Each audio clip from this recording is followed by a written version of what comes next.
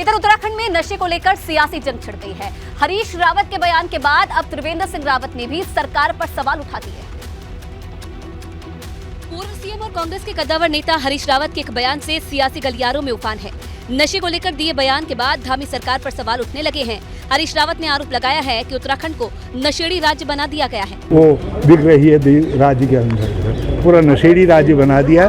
जो कमी है वो शराब की, जहरीली शराब, नकली शराब का हब बना दिया उत्तराखंड को। नशे को लेकर छिड़ी जंग को पूर्व सीएम त्रिवेंद्र सिंह रावत ने और हवा दे दी है। हरीश रावत के बाद त्रिवेंद्र सिंह रावत ने भी अपनी सरकार को कटघरे में लाकर खड़ा कर दिया है। हमारे जो आम जनमानस है, वास्तव में सबको इस ओर ध्यान देने की आवश्यकता है। और उनका जो ये आरोप है कि उत्तराखंड नशे का अड्डा बन गया है, तो मैं समझता हूँ कि ये तो खाली आरोप प्रत्यारोप की बात है। पूर्व सीएम त्रिवेंद्र सिंह रावत ने कहा है कि ऐसा नहीं है कि उत्तराखंड में नशे का कारोबार हाल फिलहाल में बढ़ा हो या धामी सरकार में नशे में बढ़ोतरी हुई हो। ये पहले से ही एक बड़ी समस्या देवभूमि में रही है। हालांकि धामी सरकार ने नशे के खिलाफ बड़ी मुहिम चला रखी है। उत्तराखंड को ड्रग फ्री स्टेट बनाने के लिए एंटी नार्कोटिक्स टास्क फोर्स बनाई गई है और 2025 तक उत्तराखंड को ड्रग्स फ्री बनाने का लक्ष्य रखा गया है। लेकिन नशे को लेकर छिड़ी सियासी जंग ने सरकार के अभियान पर धब्बा लगाने का काम किया है। वही यूपी एमएलसी चुनाव में भाजपा ने 4 सीटों पर जीत हासिल की है, जबकि अखिलेश यादव को निराशा हाथ लगी है। 5 में से 1 सीट निर्दलीय के खाते में गई है। समाजवादी पार्टी एक भी सीट पर जीत नहीं पाई। विधान परिषद में नेता प्रतिपक्ष की कुर्सी के लिए समाजवादी पार्टी को एक बार फिर से लंबा इंतजार करना होगा। वहीं भाजपा की जीत पर डिप्टी सीएम केशव प्रसाद मौर्य ने सपा पर हमला बोला है। तो इनका चरित्र है, हिंदू विरोधी चरित्र है, राम विरोधी चरित्र है, ये उसकी हार है। एमएलसी चुनाव पर सपा अध्यक्ष अखिलेश यादव का भी बड़ा बयान सामने आया। अखिलेश यादव ने भाजपा पर बेईमानी करने का आरोप लगाया। भारतीय जनता पार्टी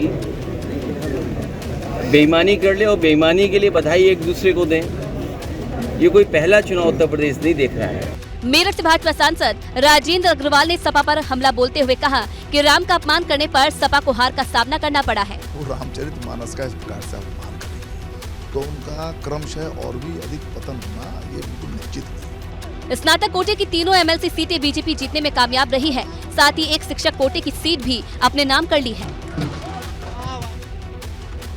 तो उत्तर प्रदेश एमएलसी चुनाव में एक बार फिर से भाजपा ने परचम लहराया है। विपक्षी दल समाजवादी पार्टी का खाता तक नहीं खुल पाया और सपा को एक बार फिर से करारी हार का सामना करना पड़ा। एमएलसी चुनाव में नेता प्रतिपक्ष की कुर्सी पाने का सपना सपा का अधूरा ही रह गया।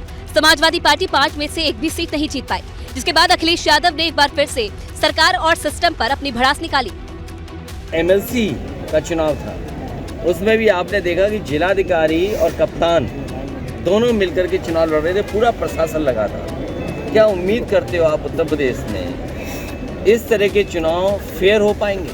दरअसल विधान परिषद में नेता प्रतिपक्ष की कुर्सी के लिहाज से सपा के लिए ये चुनाव काफी अहम था, क्योंकि यूपी विधान परिषद में 100 सीटें हैं, जिनमें समाजवादी पार्टी के पास सिर्फ 9 सदस्य हैं। विधान परिषद में नेता विपक्ष की कुर्सी के लिए कम से कम 10% सीट होना जरूरी होता है और ऐसे में अगर सपा इस चुनाव में कम से कम 1 सीट भी जीत लेती तो उसे नेता प्रतिपक्ष की कुर्सी मिल जाती।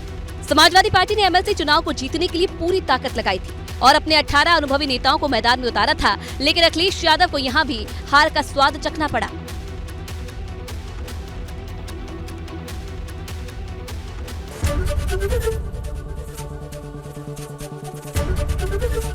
एबीपी गंगा, खबर आपकी, जुबान आपकी।